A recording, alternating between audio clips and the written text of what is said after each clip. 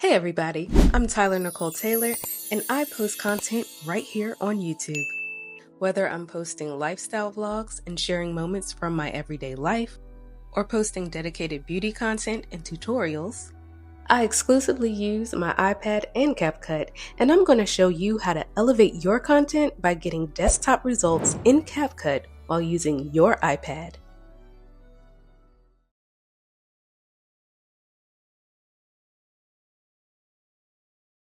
Jumping right in, we're going to go ahead and open up the CapCut app on my iPad.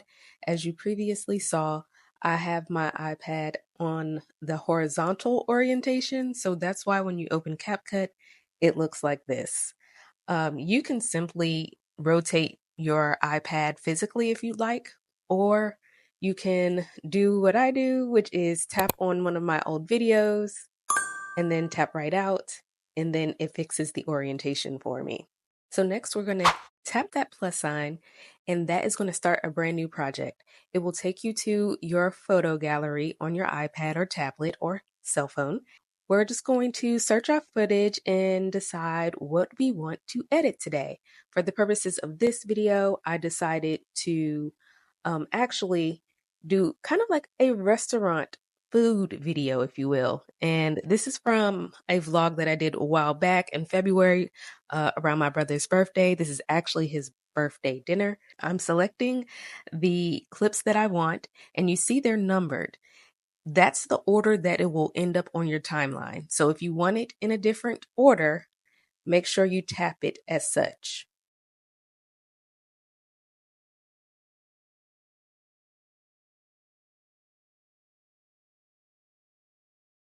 Once you've selected all your clips, just go ahead and hit that blue button at the bottom right and add to your timeline. And it will come out and boom, here we are, new project. Have a nice timeline. All our clips are here. So now it's time to get to work.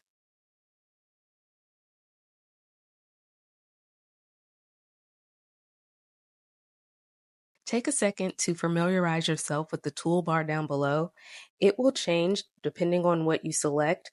For instance, we just selected our clip, or if we select edit on the bottom left, this is the new toolbar we would get. And this is everything related to the things that you can do when editing your clips. So each function down below has a separate toolbar for everything. Poke around, see what you can see, and just get yourself familiarized with what's going on down there. And just to keep this easy to follow, I'm going to make sure that everything that I use, every feature will be on the free version of CapCut. You do not need pro version to edit great videos. And I want to show you guys that you can get great results with the free version as well.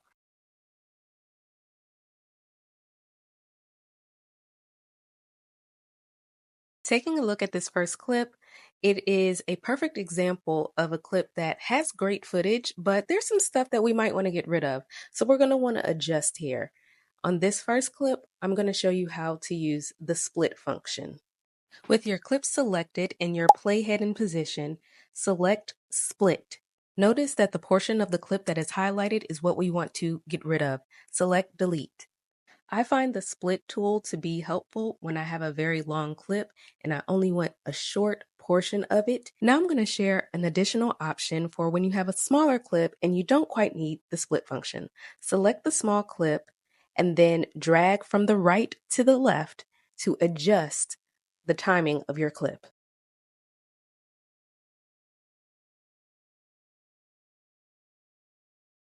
Let's say one of your clips is out of sequence. Highlight the clip you intend to move. While keeping it pressed down, you are able to move it left to right. Once you release, it will drop right into place.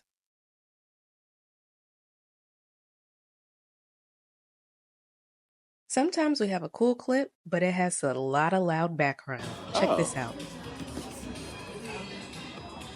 Does it just stay on the line or something? That's neat. I wonder how they did that. They sell menus like that, right? Or just As you heard, we had a lot of chatter and even some copyright music that doesn't work well on YouTube. Here's how to fix that. After selecting your clip, select volume. Once inside, toggle left or right, depending on the level of loudness or quietness you want. In this instance, we want 0, so we're going to go all the way to the left.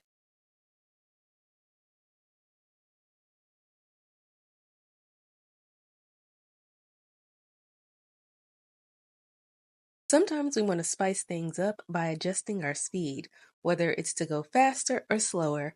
Let me show you how to do that. With your clip selected, select Speed. Once inside of this menu, you can select Normal. When you select Normal, this is what it looks like. You can adjust your speed 0.1 times, 1 times, 2 times, 5 times, 10 times, and even 100 times. Next, let's check out what Curve has to offer. Here, we can find a bunch of preset speeds: montage, hero, bullet, jump cut, flash in, flash out. You even have a custom function where if you hold it down, it will open up this menu and you can adjust each dot and turn them into curves or dips. You can slow down the clip or speed up the clip depending on toggling up or down. For the purpose of this video, we are going to go back to the normal menu and I am going to adjust the speed.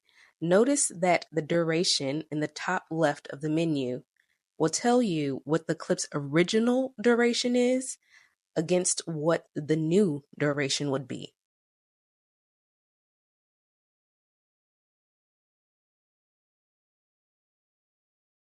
You don't have to keep that CapCut default ending, and there are 2 ways to delete. First, the manual way. You may notice after you import your footage, CapCut will put this ending at the end of your video. You can easily delete it by selecting the ending clip and then selecting Delete. You do not have to have the Pro version, and this will not interrupt your video from being able to download onto your device. To delete this for good, go to the starting point of the app, select Me, select the gear in the top right corner, and then select Add Default Ending. That will already be highlighted. I already have mine turned off, but I'm just going to turn it on and then turn it off for the sake of this video, and you will get a prompt. The prompt says discard ending. Keep means you want to keep the default ending. Discard means you want to turn the default ending off. Doing so will prevent a default ending from automatically showing up on your timeline after you enter future footage.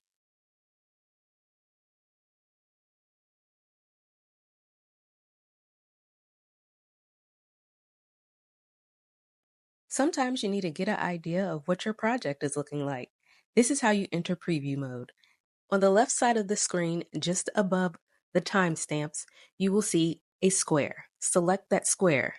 It will open up into this full screen where you can view your project.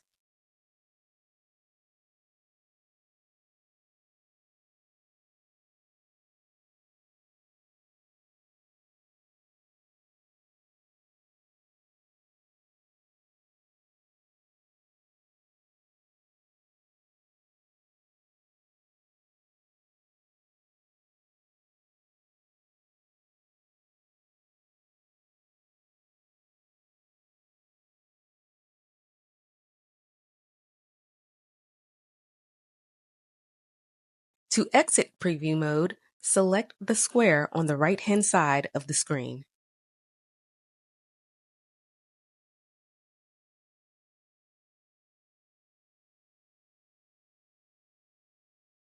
Adding transitions in between clips can really help the flow of your project. In between each clip, you will see a white square. Select the white square to access your transitions folder. Here you will see a bunch of categories like trending, pro, overlay, light effects, movement, blur, basic, mask, slide, glitch, distortion. You will also notice that there are some transitions that have a diamond-shaped insignia on the right-hand side. Those indicate pro transitions. You will need to have the paid version of CapCut to be able to use those.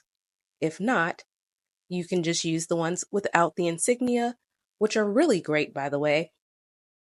After selecting your desired transition, select the check button on the right-hand side of the menu.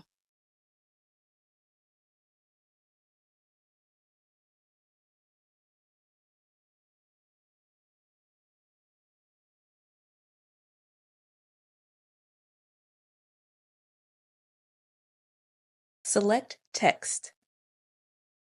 Let's take a look at text templates. These are great because they're already formatted, they already have animations, and everything is really simple to use. I truly hope this information has been extremely helpful for all of my beginners. I love to see people starting their content journey, and these are a few little tips that can get you started with CapCut for free without having to be a complete expert. So happy creating. This was just one part. We have more to learn. In the next video, we're going to talk about formatting our text, what the undo function does and how we need it, how to add music to our videos, and how to even add AI music for free. If you found this video to be valuable in any way, please consider subscribing and then give us a like. It'll help other newbies find this video so they can tackle CapCut for the first time as well. I don't want to leave you hanging, so let's check out the final result of all the edits we did today, some of which are what we're going to talk about in the next video. Thank you for watching, and I'll catch you in the next video.